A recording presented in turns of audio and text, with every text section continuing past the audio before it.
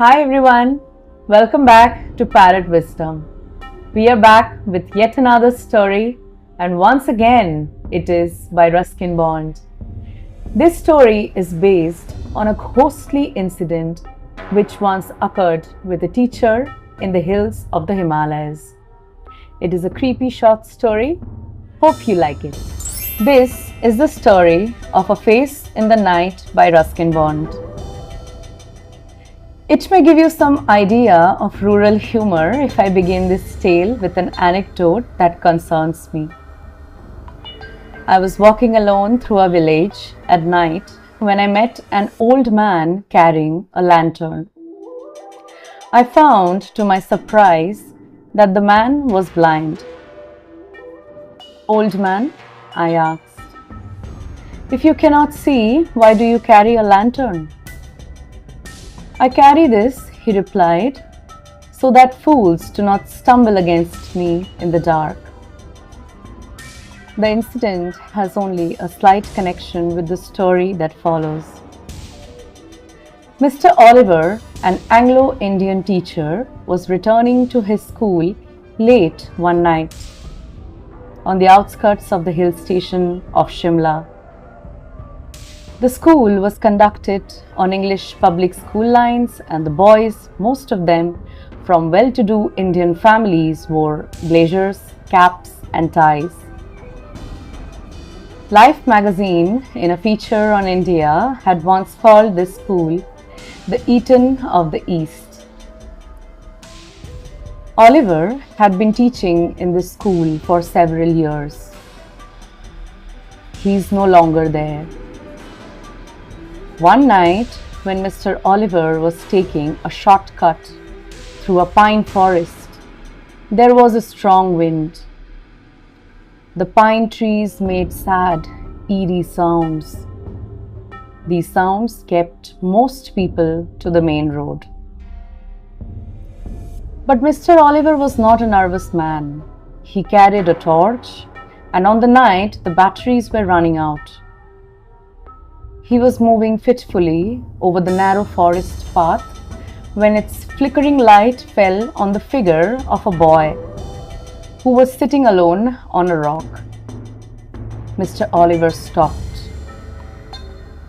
Boys were not supposed to be out of school after 7 p.m. and it was now well past 9. "What are you doing out here, boy?" asked Mr. Oliver sharply. As he approached the boy, Mr. Oliver sensed that something was wrong. The boy appeared to be crying.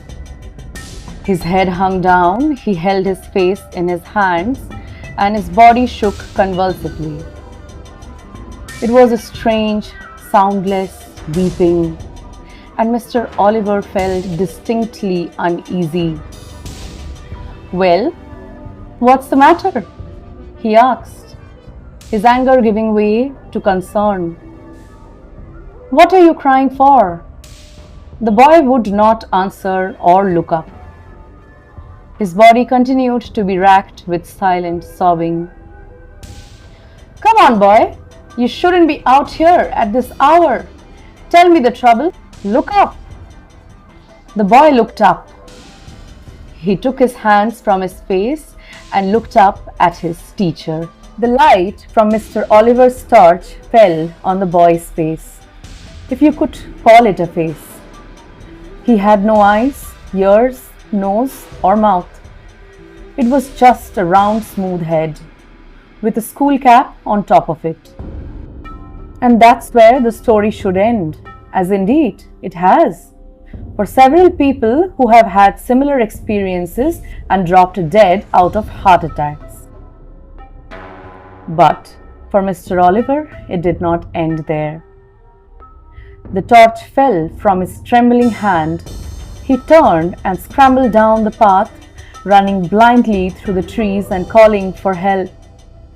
He was still running towards the school building when he saw a lantern swinging in the middle of his path. Mr. Oliver had never before been so pleased to see the night watchman. He stumbled up the watchman, gasping for breath, and speaking incoherently. "What is it, Sahib?" asked the watchman. "Has there been an accident? Why are you running?" "I saw something horrible. A boy was weeping in the forest and he had no face." "No face, Sahib?" "No eyes, nose, mouth, nothing." "Do you mean it was like this, Sahib?"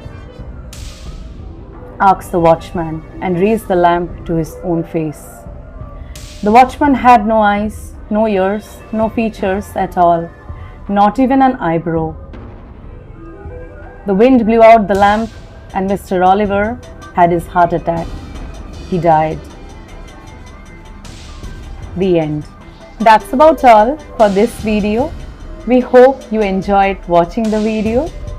Do let us know your experience in the comment section.